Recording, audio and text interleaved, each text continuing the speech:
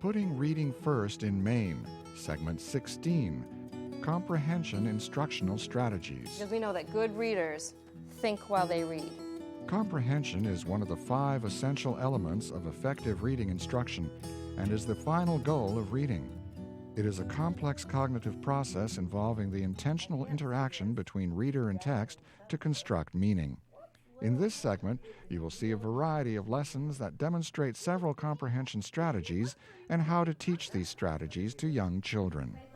Once upon a time in America, when automobiles were black... Teaching reading comprehension is complex. The teacher must have a strong understanding of the content and the strategies. Skillful instruction includes knowing which strategies are most effective for different students and types of content. It requires a teacher who is familiar with how best to model and teach the flexible application of strategies. Fundamentally, the teacher is helping new readers understand what skilled readers do when they are trying to gain a deeper understanding from a text. What strategies do skilled readers use in each situation and why? How can students best learn these strategies? Research shows that there are several strategies that improve comprehension: monitoring comprehension, using graphic organizers, asking and answering questions, recognizing various structures of written language, summarizing, making use of prior knowledge, and visualizing and using mental imagery. One strategy is monitoring comprehension and coordinating use of other comprehension strategies as needed. 3 examples of monitoring comprehension strategies are identifying what you don't understand, looking back through the text, and restating a difficult passage in your own words. Readers benefit from being aware of when they are beginning to lose meaning and what strategies to use when they don't understand. We're going to compare and contrast the 2 books that we've read today. A second strategy is using graphic organizers to illustrate concepts and interrelationships among concepts. Common examples of graphic organizers are maps, webs, and Venn diagrams. So let's look at this for a minute, okay? What's it say on the top? You can read this. You got to help me. Now, compare and contrast. Venn diagram, right? What does that mean, to compare something with something else? Graphic organizers help students visually represent what they are reading so that they can make connections and organize their thinking. Where is this book taking place? There's a hint for you. Tristan? In the pond. Oh, did both books take place in a pond? Oh, so let's say, should we write the whole thing? Takes place at a pond? Okay. Takes. Go first. What did we learn in the real nonfiction Beaver book? That they had orange tea. Yes. Asking and answering questions are also valuable strategies. Skilled readers use questions to focus their attention as they read, so learning to ask questions is an important strategy to master. And you said that it helped you, and it helps you understand the book, and it makes you want to keep reading. Yucky. What is the book about? Answering questions gives students a purpose for reading and encourages them to think actively as they read. Do you remember last week we read this book, The Wise Woman and Her Secret? Yeah. What was the woman's secret? Do you remember? And what was her secret? Asking lots of questions. And what made her wise? Remember they said she was a wise woman, Duncan. What made her so wise? Because when she got answers, she got smarter. She got smarter, right? Because she was curious. Do you remember earlier in the year when we read nonfiction books or looked at nonfiction books, we were looking at some of the features in nonfiction book? I want you to right now take a look at this book that you have in front of you. See how I've put some flaps in here?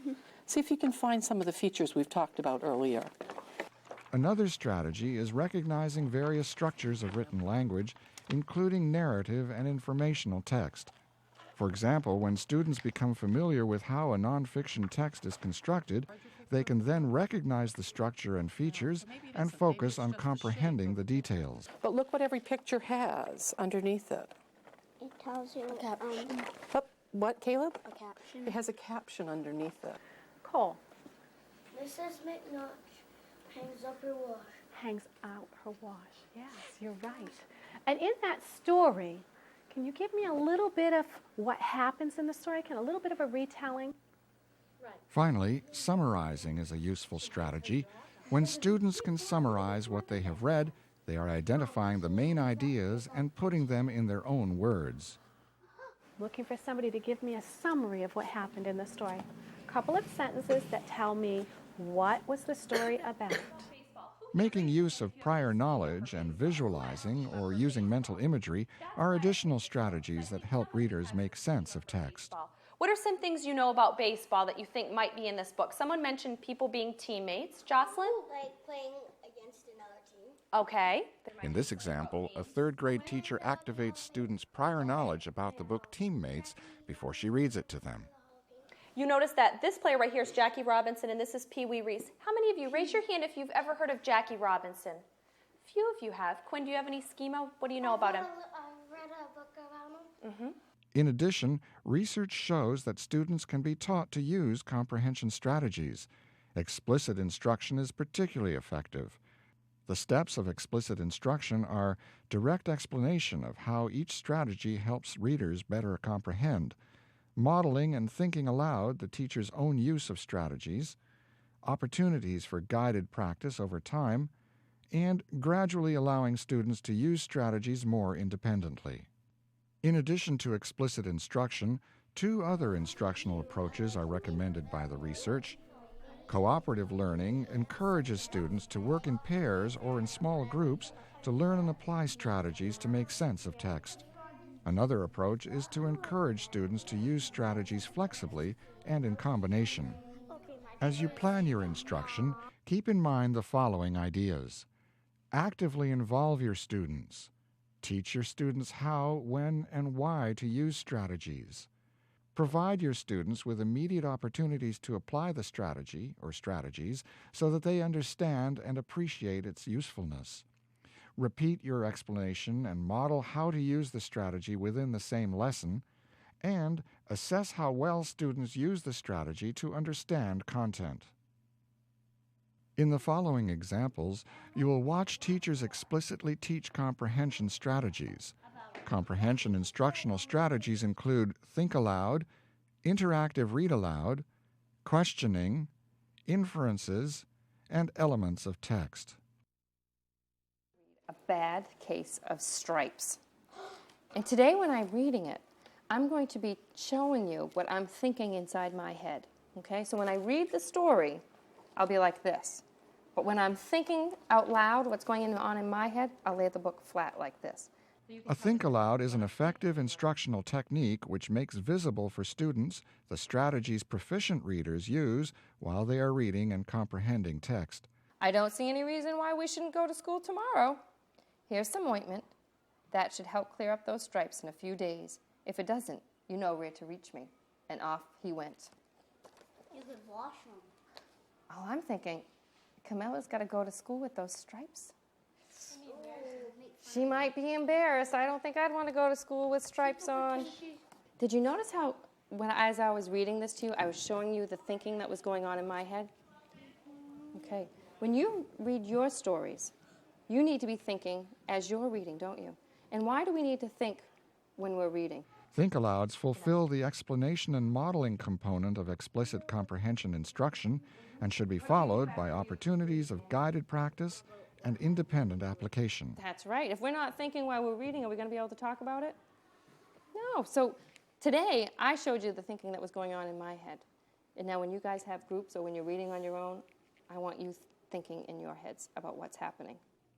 Interactive read-alouds engage students in conversations about books read to them while encouraging their listening comprehension. Now, once upon a time, a Nancy the spider was walking through the forest when something caught his eye. It was a strange, moss-covered rock.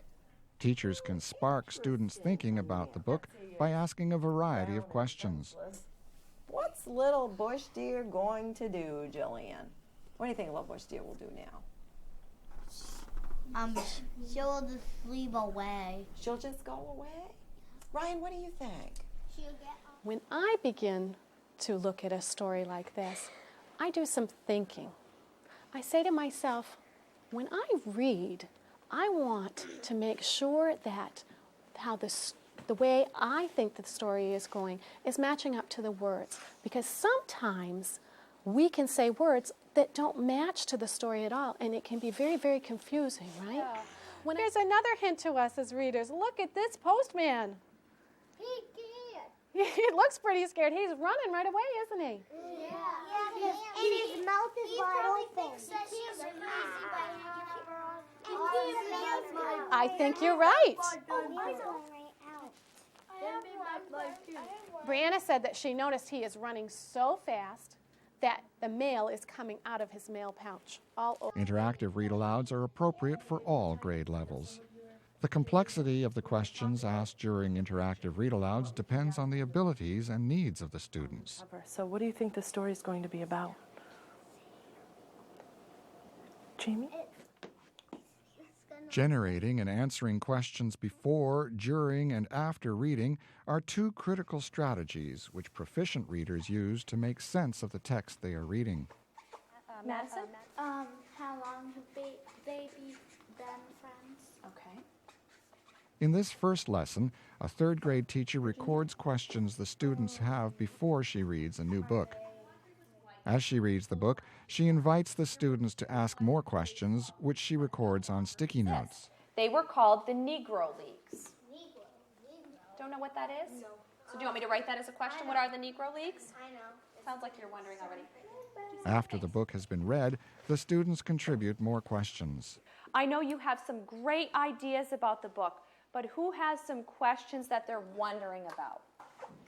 Adam? Did the Brooklyn Dodgers win the game that day? Okay, didn't tell us that, did it? The next portion of this lesson on questioning demonstrates how comprehension instruction should be explicit. First, the teacher introduces and explains the idea that the answers to these questions can be found in different locations. Right? A lot of times your questions are answered in the story. Okay. Why does What it if- start up here? What if the question isn't answered in the text? What if the book doesn't tell us?